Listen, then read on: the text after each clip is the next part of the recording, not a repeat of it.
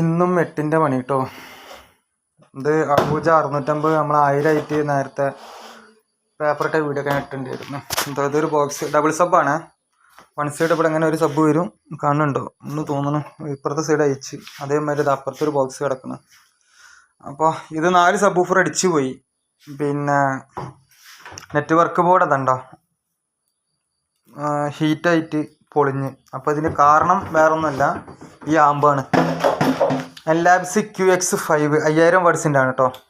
അപ്പോൾ ഈ ആമ്പ് നമ്മൾ സ്പീക്കർ വയർ കണക്ട് ചെയ്യുന്ന സമയത്ത് നോക്കുന്ന സമയത്ത് DC 148 വോൾട്ട്, AC എത്രയോ വരുന്നത് 76-86 വോൾട്ട് AC സ്പീക്കർ കണക്ഷനിൽ കയറി വരുന്നുണ്ട്. അങ്ങനെ വന്നിട്ട് ക്നാപ്പായി പോയതാ.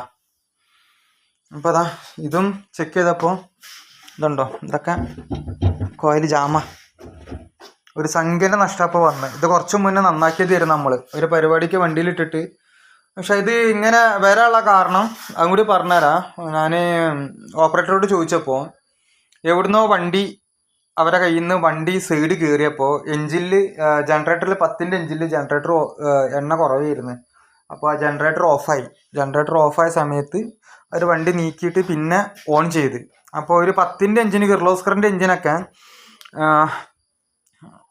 10ൻ്റെ എഞ്ചിന് അത് റീസ്റ്റാർട്ട് ചെയ്യുന്ന സമയത്ത് 350-400 വോൾട്ട് വരെ വന്നിട്ടാണ് റെഗുലറായിട്ട് സാധാ വോൾട്ടിലേക്ക് പിന്നെയും വരിക. ആ സമയത്ത് അങ്ങനെ വരുമ്പോൾ ഇങ്ങനത്തെ ആമ്പിൽ എന്താവും, ഇങ്ങനത്തെ ആമ്പിൻ്റെ ബ്രിഡ്ജ് റെക്ടിഫയർ ഡയോഡ് ഡാമേജ് ആവും, കപ്പാസിറ്റർ ഡാമേജ് ആവും. അങ്ങനെ വരുമ്പോഴാണ് ഇതൊക്കെ സംഭവിക്കുക. ഇതിപ്പോൾ ഏതായാലും ഒരു സംഖ്യ പൈസ നമ്മുടെ മലയാളിക്ക് ലോസാണ്. അതായത് ഇത് ഞാനിതിന് മുന്നേ വീഡിയോ ഇട്ടിട്ടുണ്ട്. ഞാൻ അതൊന്ന് വേണമെങ്കിൽ മറിച്ച് വെക്കാം, ഒറ്റ കാണിച്ചു തരാം. അഹൂജ 650 ആണ്. ഇതിന് നമ്മൾ 1000 ആയിട്ട് ഇതിന് മുന്നേ ഞാൻ ആ വീഡിയോകൾ ഇട്ടിട്ടുണ്ട്. അപ്പോൾ ഇങ്ങനെ ഒരു കാര്യം ശ്രദ്ധിക്കുക എന്ന് വെച്ച് കഴിഞ്ഞാൽ ഓപ്പറേറ്റർമാർ പ്രത്യേകം ശ്രദ്ധിക്കുക, ബിഗിനേഴ്സ് പ്രത്യേകം ശ്രദ്ധിക്കുക.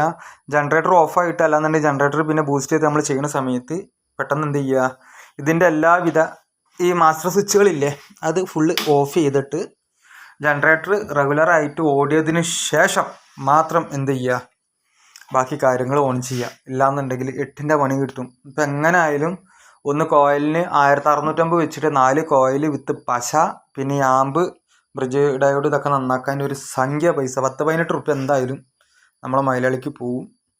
അപ്പോൾ അതുകൊണ്ട് പ്രത്യേകം ശ്രദ്ധിക്കുക. എൻജിൻ സ്റ്റാർട്ട് ചെയ്യുമ്പോൾ ധാരയും ഇതാക്കാനോ മറ്റോ കാര്യങ്ങൾക്കല്ല, ബിഗിനേഴ്സിനെ ഉദ്ദേശിച്ചിട്ടാണ്. പലർക്കും പല തെറ്റുകളും പറ്റാം, പലതും പറ്റാം. അപ്പോൾ അതുകൊണ്ട് ഇനി അടുത്തൊരു വീഡിയോ ആയിട്ട് ഞാൻ വരാം. ബൈ.